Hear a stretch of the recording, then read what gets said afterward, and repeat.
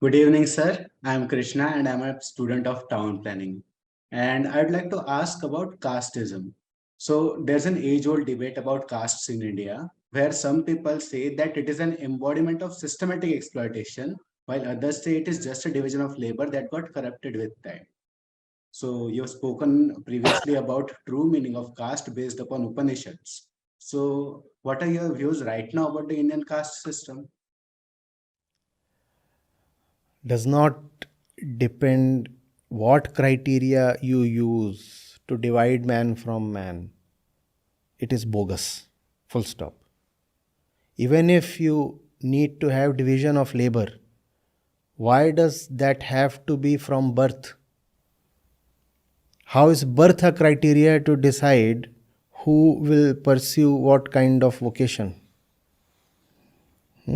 How is it guaranteed that someone born to an ironsmith would be great with metals, or that someone born to a family of priests would indeed be a wise person? So all that is quite bogus. Doesn't matter how you want to interpret it or justify it. Just leave it to the history and museums now.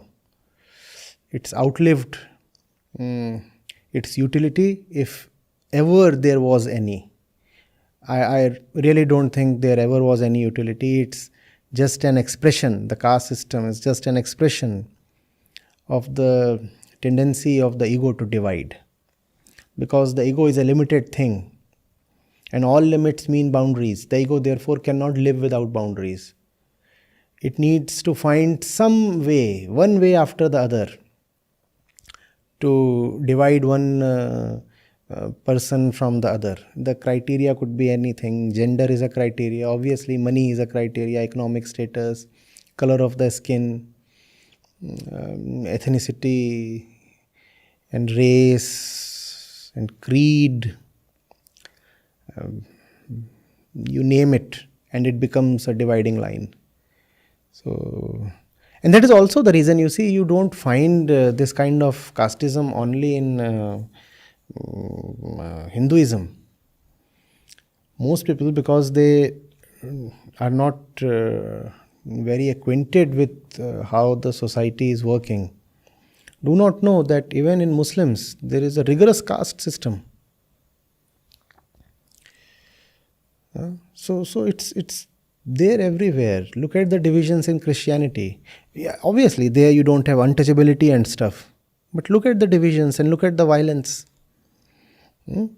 Look at how that thing exists even in the streams that emerged with a view to purge Hinduism of its corruption. Think of Sikhism, think of Buddhism. What do you think? You don't have caste distinctions there? Then you do not know how the societies are operating. So, yes, obviously, no point denying that it's the most rampant in Hinduism, to the point that it in fact became a distinctive feature of Hinduism. Nobody wants to deny that. When I give the example of how caste operates or how divisions operate in other religions, it's just to exemplify that the ego loves to divide, irrespective of where the egoistic mind is stationed. The mind could be stationed in Saudi Arabia or in Europe or in Russia or in China or in Sri Lanka. It's going to divide on some possible criteria. So I don't know why we still have a debate over caste. That's what is quite astounding. Caste should have been relegated to the museums and the history books by now. It should have become a non-issue. What's interesting is who are the people who still keep it alive as an issue, and what do they want? So it's a relic. No place. You should not even know somebody's caste. That's how caste disappears.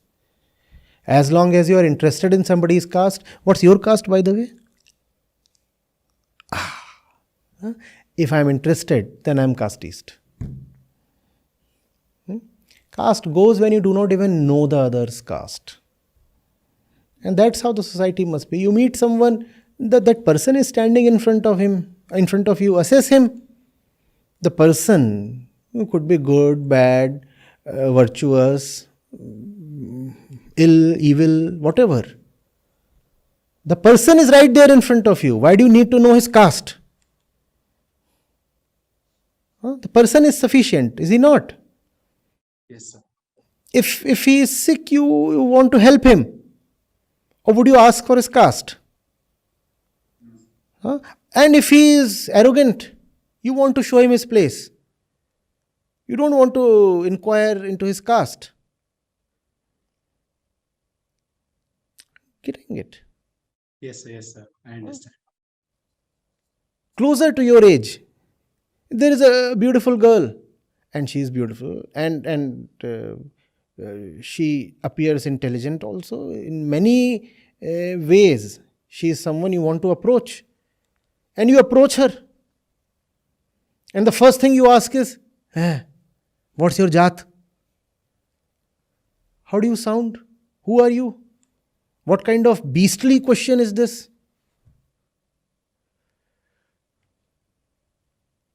So, it's a non-issue.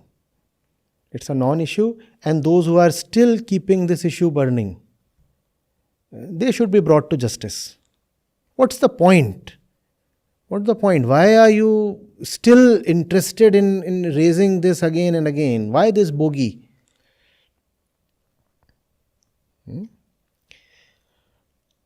You will never have a complete absence of duffers, you see. Even, I suppose, after 100 years from today, you will continue to have people who believe in things like purity of blood. They'll say, we have this kind of blood, falana blood, and therefore we cannot marry into some other caste or something. The blood will become impure. COVID came to teach them what blood really is. Or a road accident, the best teacher. When you require immediate blood transfusion, do you inquire into the caste of the blood donor? You will die. And then you, in fact, do not. Because you know in your own heart that all this is just sham. And your son is dying. And you say, please, please, please, get me B positive. You do not say, oh, I want only Brahmin or Kayasth or Rajput B positive. You don't do that. Or do you do that? No. Then all these notions of superiority and purity of blood, they just vanish. The thing is, we all are people of mixed blood now.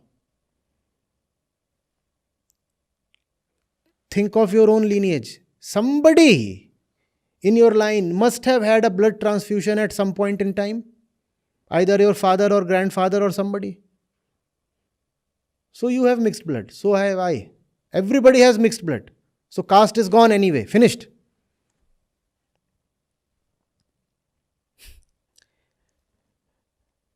Even if you go to the scriptures, they are very clear. Very clear. Jayate Shudra. The one who takes birth is Shudra. The meaning is very clear. The body is Shudra. So there is no difference at the time of birth. Only the beast is born. And then depending on how you navigate through life, the kind of choices you make, the status of your consciousness is determined. How can caste be something that comes by birth? No. And you have already said that I have spoken on it. Yes, an entire Upanishad is devoted to this, Vajrasuchika Upanishad. The student is asking the Rishi, what is caste? And the Rishi, in the way of the Upanishads, the Rishis were very fun-loving people. They loved to kind of toy with the disciples. They said, please tell me, does the body have caste? Okay. Does the blood have caste? Does the bone have caste? What has caste? And the disciple is intrigued. No, no, no, all these things cannot have caste because these are just Panchbhut. How can that have caste? This is just soil. How can soil have caste? Okay, okay, fine. So does the pure self Atma have caste? And this is Upanishad, this is Vedant. Does the Atma have caste? The rishis. And the disciple is again, the Atma is not even born, sir. How can it have caste? The Atma has no name, no form, no shape, no upadhi, no upma. How can it have caste? No attributes. How can it have caste? She says, don't you understand then what is caste? Caste is an imagination of the mind. Caste is neither in the body nor in the self. It is just in the mind. It's an imagination of the mind. It's a mental construct. It's a man-made thing. It's a man-made thing that I doubt ever had any utility. And even if it had some dubious utility at some point, it has long outlived its utility. Drop it. Drop it right now. Full stop. But to drop it, you'll need to have self-knowledge. You'll need to understand why you held on to it in the first place. To drop something, you must first of all know why you were clinching at it for so long. Caste didn't come to us. We kept clutching at caste, didn't we? So why did we do that? You have to realize, you have to go into yourself, you have to understand how the mind functions, you have to understand the ways of the ego, and then you will know how things like caste survive. The more you understand the nature of the mind, the more spontaneously stupidities like caste will drop. And what's more, not only will you drop caste, you will drop several other stupidities as well. I'll tell you, the man who believes in caste is also the man who believes in 1,000 other stupidities because they belong to the same family. For example, it is very difficult to be casteist and not ritualistic. The man who will be casteist will most probably be ritualistic as well. So these stupidities go together. For example, it's very difficult to be casteist and not superstitious. The man who will be casteist will also be superstitious. It's very difficult to be casteist and not violent. The casteist man will be violent as well. So when you drop caste, you find all these other things are dropping as well. And they'll be dropped only when the center that holds them together is dropped. That center is called ignorance of the self. When the inner ignorance is dropped, then all these stupidities, they all are together in one basket. And they go together in one basket.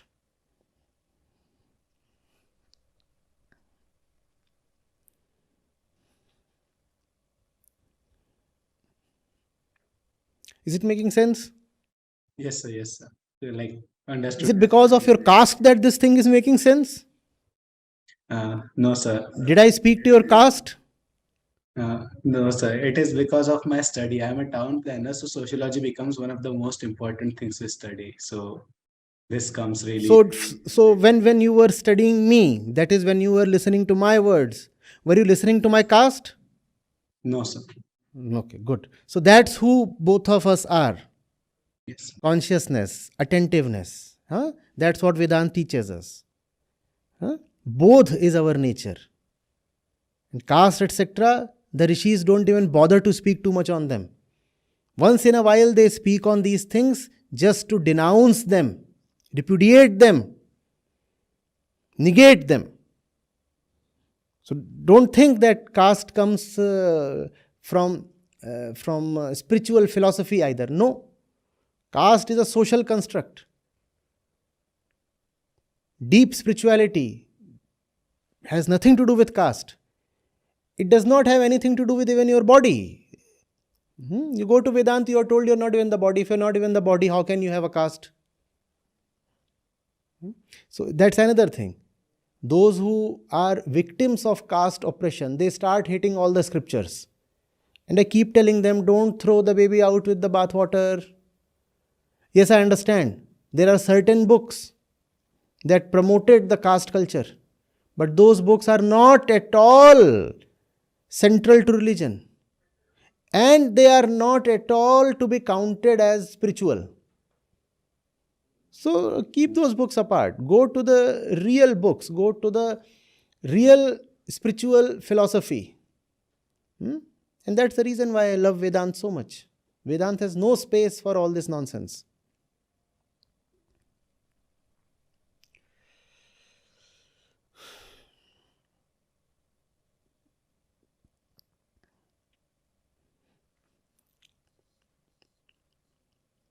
Anything left to ask? Hmm? Yes, sir. Thank you, sir.